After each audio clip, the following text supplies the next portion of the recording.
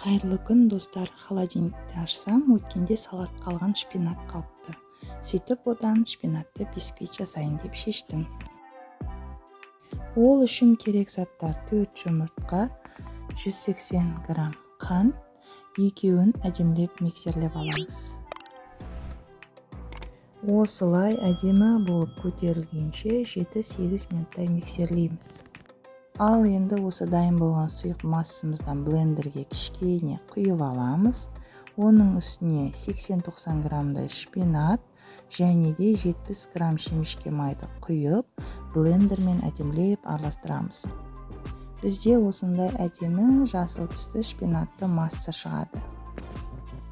Енді осы шпинатты массамызды қосамыз. Әрі қарай 180 грамм ұнға 1 шай қасық разрыхителімізді араластырып, ұнды електен өткізіп қосамыз.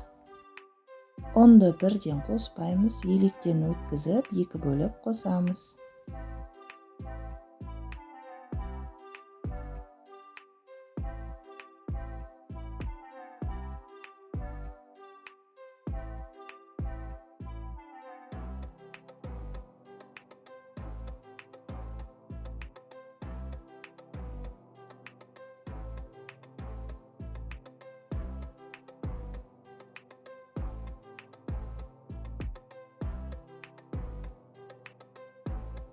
Бізде осындай жасыл түсті әдемі сұйық масса шығады.